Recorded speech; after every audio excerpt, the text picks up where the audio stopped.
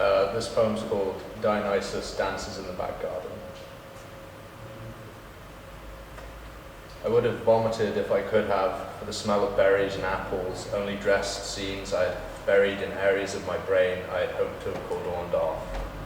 The scent clung to a set of hands that would unyieldingly find the bodies of people you love and make of them nothing but meat between their fingers.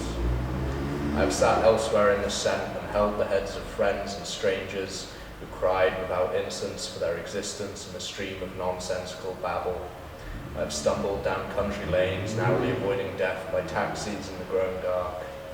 I have collapsed in fields where my legs have just given up beneath me, and I have looked up at the trees over my head and have tried to see the stars through their branches, though the leaves were all fully grown, and all the while I was pursued by the lure of fruits. It fermented itself in the summer I would leave behind if I could.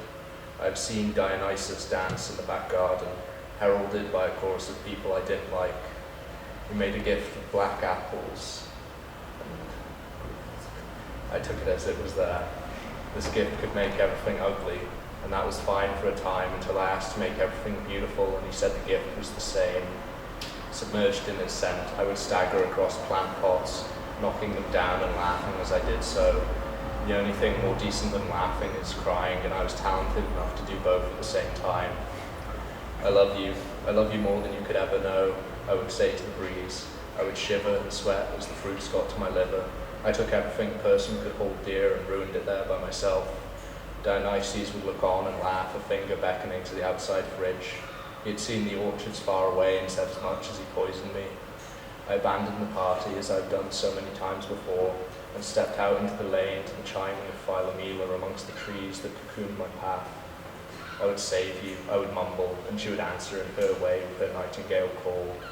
Her sweet song put me in the kind of sleep where I would crawl through the country, lapsing into moments of blank before clumsily coming back again.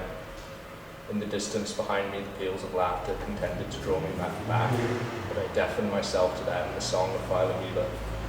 I was alert enough that I knew I was hopping a gate and leaving the road.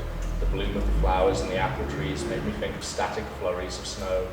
But somewhere in my jeans, pressing into my leg, a little lighter squirmed up to my fingers. The air was filled with the crackling of the fire, and soon I was soaked through with smoke, my throat closed and my eyes wincing at my own victory. The smell of the fruits was dampened down to nothing as the flames tasted each tree they passed. The earth itself was roasted black, and my nostrils became home to burnt grass. Thank you.